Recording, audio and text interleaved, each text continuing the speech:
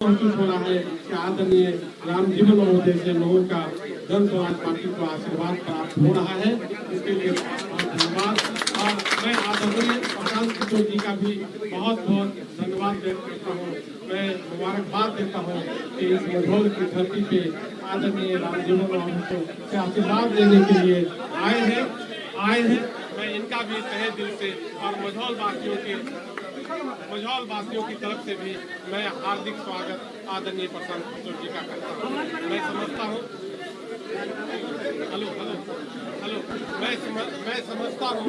मैं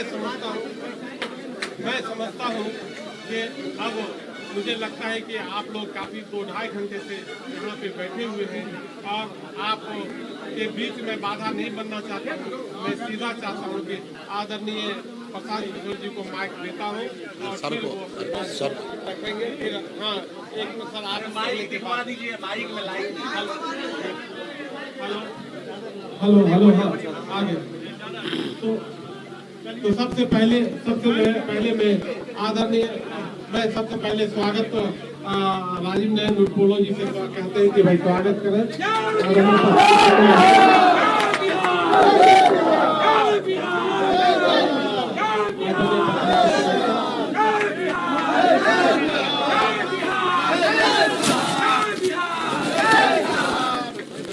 और हमारे दो पार्टी के वरिष्ठ लीडर हैं जितेंद्र बाबू और मंडल जी। मैं चाहता हूं कि क्या हमको एक बार हमको फॉर्मली आपको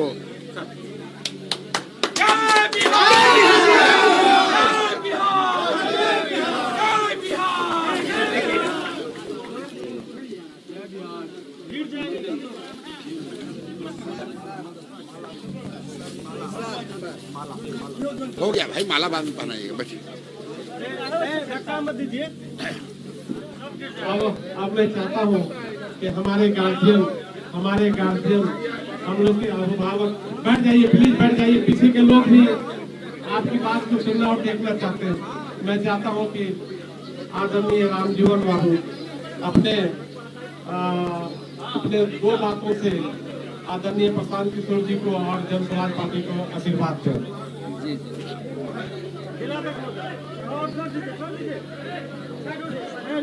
एक मिनट रुकिए। मैं तो हो गया जी दें तो बैठिए।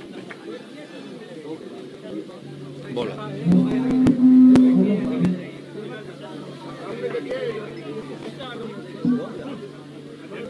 पीछे बैठ जाओ।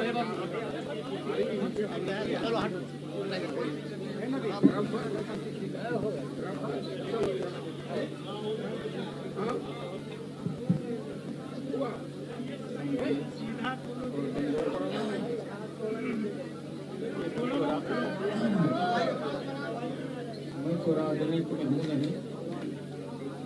2007 में राजनीति से अपने को अलग कर दिया।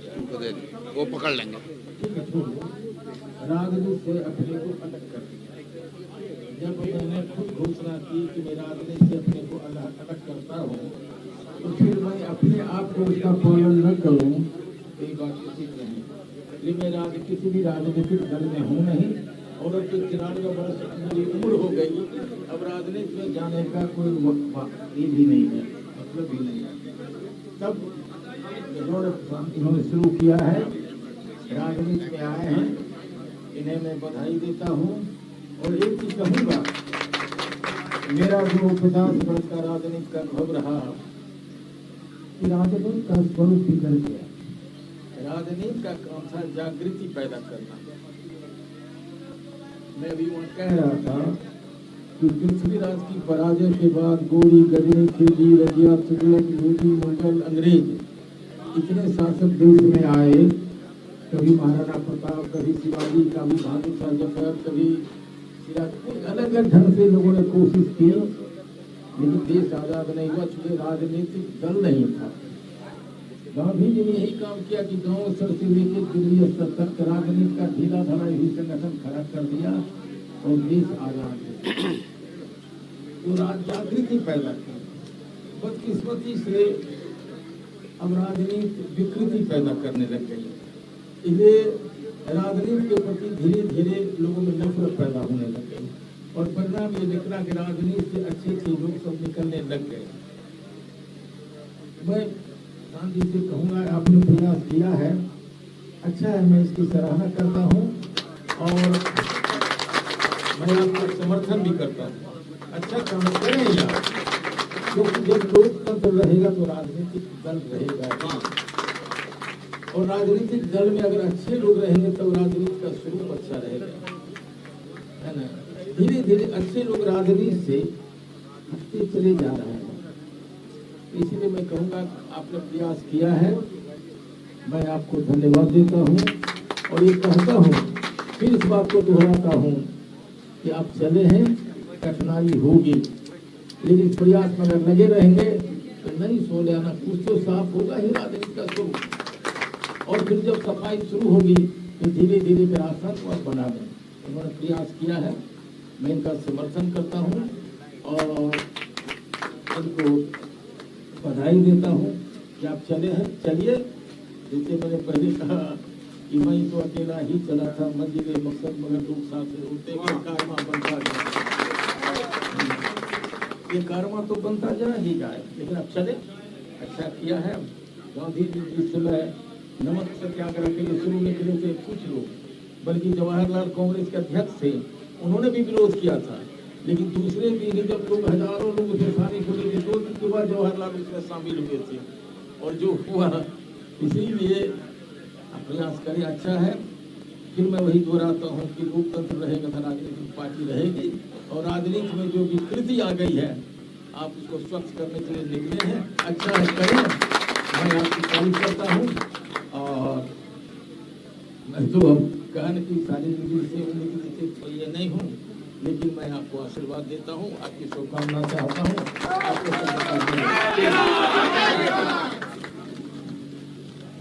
सबसे पहले तो रामजीवन जी का धन्यवाद कर रहे हैं कि आपने ये अवसर दिया कि आपके घर पर आकर आपका मार्गदर्शन और आपका आशीर्वाद ले सकें। इस पूरे 3 साल के प्रयास में बिहार में जब गांव-गांव हम लोग गए हैं तो बहुत कम ऐसे नेता हैं जो कि राजनीति में आज नहीं हैं, जीवित हैं, राजनीति में नहीं है और जिनके बारे में समाज आज भी अच्छा बोलता है। समाज में जिनके बारे में लोगों ने कहा कि अगर वो होते, सक्रिय होते तो आज दशा इतनी बुरी नहीं होती। उन चंद नामों में एक सबसे प्रमुख नाम रहा है रामजीवन बाबू का। जब मैं यहाँ गांव-गांव चला तो लोगों ने ये कहा कि भैया वो उस तरह के आदमी अगर रहते ना तो ये दुर्दशा नहीं होती। तो ये रामजीवन जी और इनके विचारों का, इनके प्रयासों का की कमाई हुई पूंजी है और मुझे जन स्वराज के अगुवा होने के नाते, मैं नेता तो हूं नहीं जन स्वराज का, लेकिन इस प्रयास में आज के तारीख में मैं इसकी अगुवाई कर रहा हूं, तो अगुवा होने के नाते ये फक्र है कि इन जैसे व्यक्ति ने, जिन्होंने अपना पूरा जीवन समाज के लिए एक तरीके से समर्पित किया है, अगर इन जैसा व्यक्ति ये मानता है कि जन स्वराज का प्रयास सही प्रयास है, सही दिशा में प्रयास है, परिणाम चाहे जो भी हो, अगर सही दिशा में प्रयास है और इसको इन्होंने अपने शब्दों में आशीर्वाद दिया है, उसके लिए मैं व्यक्तिगत तौर पर और पूरे जन स्वराज परिवार के तौर की ओर से तहे दिल से शुक्रिया अदा कर रहा हूं, आपका आभार व्यक्त कर रहा हूं। हम लोग हमेशा ये कहते हैं कि अगर बिहार को सुधरना है तो प्रयास होना चाहिए। वो प्रयास हम करें या आप करें, प्रयास आज हो या 10 बरस के बाद हो, करना तो किसी न किसी बिहार के व्यक्ति को ही पड़ेगा। तो हम लोग प्रयास कर रहे हैं और मेरा अपना मानना है कि जो बात रामजीवन बाबू ने बताई, ये प्रयास परिणाम की चिंता किए बगैर हम लोग कर रहे हैं। और मैं अक्सर कहता हूं, महाभारत की कथा बिहार में, देश में घर घर में सुनाई कही जाती है। महाभारत की कथा में हम लोग चक्रव्यूह की बात करते हैं, अभिमन्यु की बात करते हैं। आज भी कथाओं में बताया जाता है कि अभिमन्यु चक्रव्यूह को भेद नहीं पाए। ऐसा कथाओं में कहा जाता है कि 6 दरवाजे तोड़ने के बाद अभिमन्यु को घेर कर लोगों ने मार दिया। लेकिन मैं हमेशा लोगों को याद दिलाता हूं कि आज भी जब कथा कहानी होता है तो कथाओं में अभिमन्यु के प्रयास की चर्चा होती है, अभिमन्यु के शौर्य की चर्चा होती है। उनको घेर कर मारने वालों की चर्चा कोई नहीं करता। तो बिहार को सुधारने के लिए अगर हम लोगों ने जो प्रयास शुरू किया है, और इसमें प्रशांत किशोर अकेले नहीं हैं, लाखों लोग जो बिहार में आज ये सपना जी रहे हैं कि बिहार में भी एक नई क्रांति, नई शुरुआत हो सकती है, ये वैसा ही एक प्रयास है। और मैं आपके माध्यम से रामजीवन बाबू को, बिहार की जनता को एक बार फिर से दोहरा रहा हूं, इस प्रयास को करने में अगर हम लोगों का सब कुछ समाहित भी हो जाए तो भी कोई अफसोस नहीं है। बिहार सुधरना चाहिए, इस मिट्टी का कर्ज है। हम लोग ये काम एमएलए एमपी बनने के लिए नहीं कर रहे। मैं आपको बता रहा हूं, जब मैं बेगूसराय से पैदल चल रहा था तब मेरा एक प्रण था, मैं गाड़ी पर पैर नहीं रखता था। मेरी बड़ी इच्छा थी कि मैं आकर रामजीवन बाबू से मिलूं, लेकिन चूंकि हमारा पदयात्रा का रूट इससे अलग था तो इनसे मुलाकात नहीं हुई।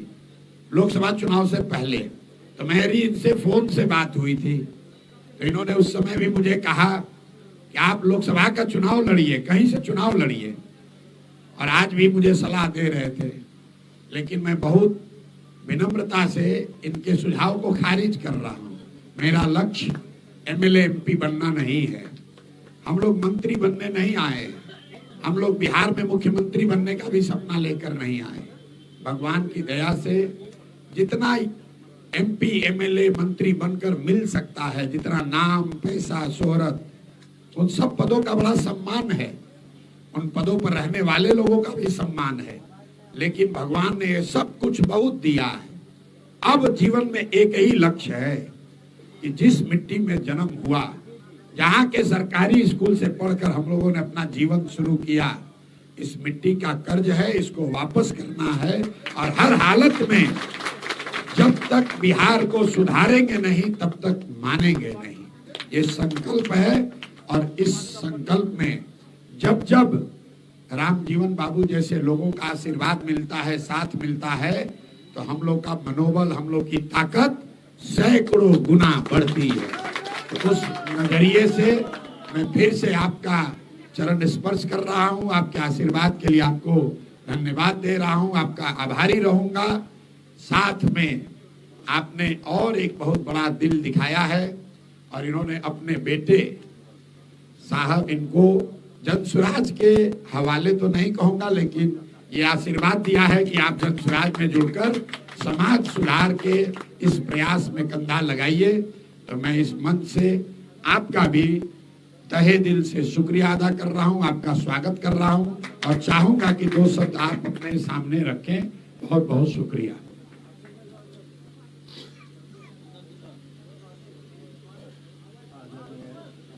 थोड़ा नजदीक बैठ के बोलिए, नजदीक कर लीजिए।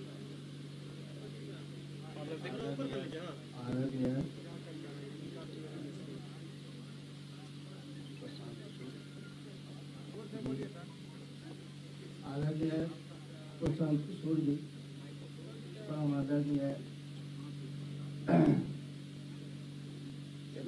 मेरे पूज्य पिताजी रामजीवन बाबू, जिनके सानिध्य में मैंने सब कुछ सीखा, राजनीति छोड़, राजनीति गुरु में और प्रशांत जी को ही मानता हूँ। जो संस्कार पिताजी ने मुझे दिया वह जरूर होगा कि प्रशांत जी जहाँ हमको लगाएंगे, जिस अवस्था में हमको छोड़ेंगे, कभी इनको डिमोरलाइज नहीं होना पड़ेगा, यह मैं इनको वचन देता हूँ। सबसे बड़ी बात है कि आपने जो सम्मान यहाँ इस धरती को दिया, उसके लिए मैं आपको धन्यवाद देता हूँ, साधुवाद देता हूँ। बहुत बहुत धन्यवाद।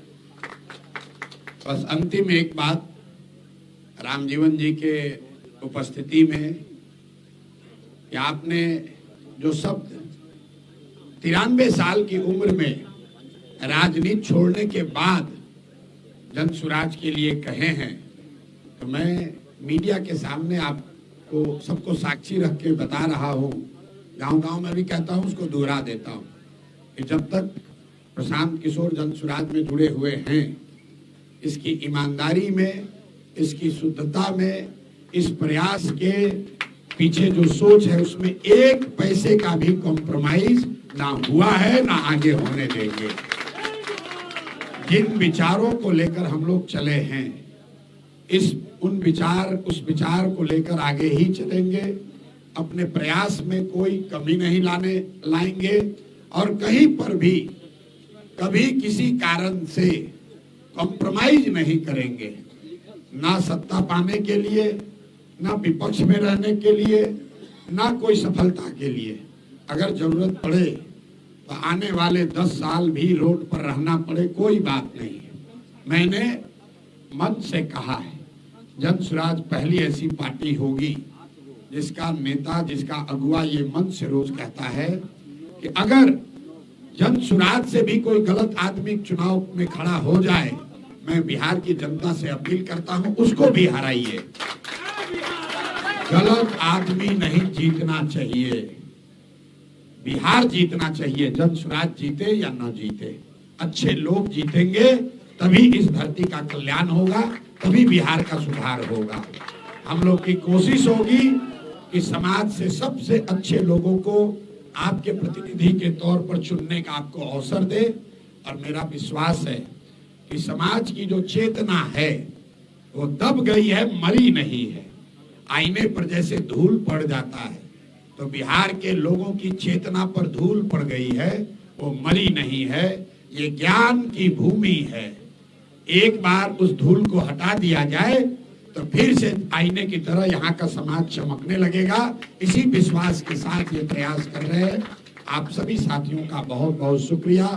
रामजीवन बाबू का भी फिर से आभार, और इनके बेटे जो जन स्वराज में अब सक्रिय सदस्य के तौर पर आज से जुड़ रहे हैं, मुझे विश्वास है कि ये अगुवाई करेंगे और अपने पिताजी से भी बेहतर काम अपने क्षेत्र की जनता के लिए और उन लोगों के लिए करेंगे जिनका इस परिवार पर, रामजीवन बाबू जी के सिद्धांतों पर, व्यक्तित्व पर जिनका भरोसा है, उस भरोसे को ये जन स्वराज के जरिए कायम रखेंगे, उसको और मजबूत करेंगे। बहुत बहुत धन्यवाद।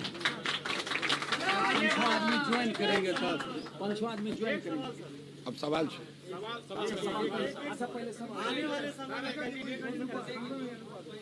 देखिए, जन स्वराज ने गांव-गांव में जाकर कहा कि उम्मीदवार वो होगा जिसको स्थानीय लोकल लोग चुनेंगे। उसमें पैसे का कोई महत्व नहीं, जाति का कोई महत्व नहीं, प्रशांत किशोर से आप कितने जुड़े हुए हैं इसका महत्व नहीं है। बिल्कुल लोकतांत्रिक प्रक्रिया है।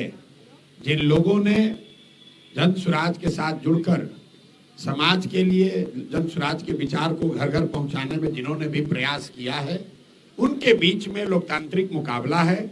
जिसको इस क्षेत्र की जनता चुन लेगी वही जन स्वराज का उम्मीदवार हो जाएगा। प्रशांत किशोर ने अपने आप को उस प्रक्रिया से अलग कर लिया है। और मैंने ये शुरू में कहा था तो कुछ लोगों को लगा कि ये तो कहने की बात है, टिकट तो यही देंगे।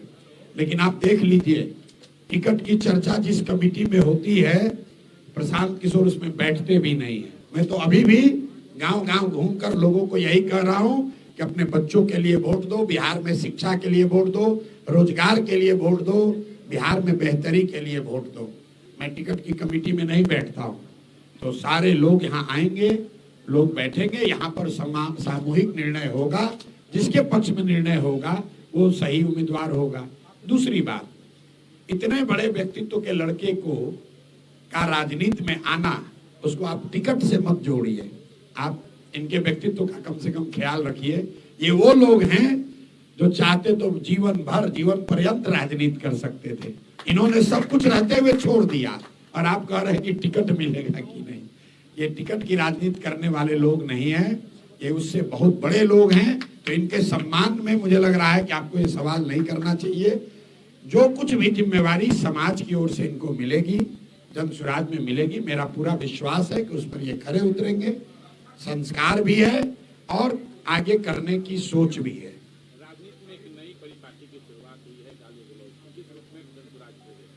नहीं, देखिए, गाली गलौज की शुरुआत कोई आज नहीं हुई है। ये जैसा कि रामजीवन बाबू बता रहे थे, ये तो बरसों से गिरावट आती जा रही है। और ये गिरावट राजनीति में आई ऐसी बात नहीं है। राजनीति तो समाज का आईना है। अगर समाज में जाति है तो राजनीति में जाति होगी। समाज में हिंदू मुसलमान की भावना होगी तो राजनीति में हिंदू मुसलमान होगा। भाषा का गिरावट समाज के स्तर पर आया है तो आप देख रहे हैं कि राजनीति में भी भाषा में गिरावट आई है। पहले राजनीति में समाज का सबसे अच्छा व्यक्ति चुनकर आता था, अभी समाज का जो सबसे बड़ा माफिया, लंपट, बदमाश, उसी को लोग नेता मानते हैं। तो जो गिरावट आई है उसके लिए कोई व्यक्ति नहीं दोषी है, कोई एक दल नहीं दोषी है, हम और आप सारे लोग दोषी हैं। अगर हम और आप, कोई सज्जन व्यक्ति खड़ा होता है, उसको आप हराते हैं, लोग कहते हैं अरे भाई ना चली। हम भोजपुरी में हम अक्सर कहते हैं, कोई अच्छा आदमी खड़ा होता है, लोग अपने घर में बैठ के हंसते हैं, अरे भाई बिहार में ना चली, हम हमारा मजबूत आदमी चाहिए। तो भाई जब तुम बालू माफिया को, शराब माफिया को, क्रिमिनल को वोट दोगे तो जीतने के बाद आपके बच्चों को पढ़ाएगा नहीं, आपके बच्चों को संस्कार की बात नहीं करेगा, उससे शराब बेचवाएगा, उससे गोली चलवाएगा, उससे गलत काम करवाएगा। इसीलिए जन स्वराज में 3 साल हो गए, मैंने आज तक वोट नहीं मांगा है। जाकर यही कह रहे हैं कि जिसको भी वोट देना है दो, लेकिन अपने बच्चों का चेहरा देख कर दो, अपने बच्चों के पढ़ाई और रोजगार के लिए दो, तभी समाज का कल्याण होगा। प्रशांत जी, बहुत बड़ी हस्ती, समाजवाद हस्ती के साथ आप आज जुड़े हैं, मतलब वो आपसे जुड़े हैं। कहा जाता है कि लोहिया से, छोटे लोहिया से लेके जयप्रकाश नारायण का सपना था कि समाजवाद की ओरिजिनल मूल जड़ों को स्थापित किया जाए। क्या अब उस विचारधारा को आप लेके चलेंगे? देखिए, समाजवाद को मानने वाले लोग, बिहार वो भूमि रही है जिसको आप कह सकते हैं कि जहां समाजवाद फला फूला है। कई उत्तर के राज्यों में बिहार एक ऐसा राज्य है जहां भाजपा को बहुत बड़ी सफलता नहीं मिली, आज तक नहीं मिली है। और उसकी एक वजह यह है कि समाजवादी सोच यहाँ की बहुत निचले स्तर तक है। समाजवाद को लेकर प्रशांत किशोर और जन स्वराज की क्या सोच है, मैं आपको वो बता देता हूँ। समाजवाद की मूल सोच है समता मूलक समाज। और हमने जो अध्ययन किया, जो इसको देखा, समझा, तो जन स्वराज ने कहा कि समाजवाद के नाम पर सिर्फ जातियों की जो राजनीति हो रही है, जाति आधारित आरक्षण की जो बात हो रही है, राजनीतिक भागीदारी की जो बात हो रही है, उससे समता मूलक समाज नहीं बन सकता है। समता मूलक समाज बनाने के लिए जन स्वराज ने जो विचारधारा रखी है, जो हम लोग समझते हैं समाजवाद की सही परिभाषा है कि राजनीतिक आरक्षण के साथ, सरकारी नौकरियों में आरक्षण के साथ राजनीतिक भागीदारी तो हो, लेकिन इन दोनों के साथ साथ शिक्षा, जमीन और पूंजी में जब तक समाज के सभी वर्गों की हिस्सेदारी नहीं होगी, तब तक समता मूलक समाज नहीं बनाया जा सकता है। मैं इसका आपको उदाहरण देता हूं। 30 साल से बिहार में सामाजिक न्याय की राजनीति हो रही है, सो कॉल्ड। अभी जातीय जनगणना हुई, कई लोग आपस में उलझ गए, समाज जातीय जनगणना के पक्ष में, विपक्ष में। आप जातीय जनगणना 500 करोड़ रुपया खर्च करा के कराया गया है। जिन लोगों ने कराया वो उसको पढ़े भी नहीं। आप उसमें पढ़ के देखिए, 30 बरस के सामाजिक न्याय और समाजवादी सोच की राजनीति के बाद आज बिहार के जातीय जनगणना के अनुसार सिर्फ 3%, ध्यान दीजिए, 3% दलित समाज के बच्चे 12वीं पास करते हैं। 5% से कम अति पिछड़े समाज के लोग 12वीं पास कर रहे हैं। 7% से कम मुस्लिम समाज के लोग 12वीं पास कर रहे हैं। आप मुझे बताइए, 30 वर्ष से आप समाज को बांट रहे हो, झगड़ा करा रहे हो कि आरक्षण बढ़ाएंगे घटाएंगे। अगर आप उन समाज के बच्चे 12वीं नहीं पास करेंगे तो उनको आरक्षण का लाभ मिलेगा कैसे? इसलिए जनसुराज ने कहा कि आरक्षण की व्यवस्था जो है वो बनी रहे, लेकिन इसके साथ साथ जिन जातियों की जितनी संख्या है उस हिसाब से उनको राजनीतिक भागीदारी देना जनसुराज का काम है। लेकिन इससे आगे बढ़कर अगर जनसुराज की व्यवस्था बनती है तो शिक्षा, भूमि और पूंजी के बंटवारे में भी समाज के सभी वर्गों में समानता कायम किया जाए। ये जनसुराज की सोच है, ये समाजवाद हमारे लिए है। सर एगो आदमी ज्वाइन करवा देंगे और किसको ज्वाइन करें? एगो सौरभ भारद्वाज हैं यानी चलो जल्दी। आइए सौरभ भारद्वाज जी, आइए। देखिए ये बेगूसराय जिला के सामाजिक कार्यकर्ता हमारे प्रणेता के समक्ष जनसुराज परिवार में जुड़ रहे हैं। चलिए अब एक करके छोड़िए।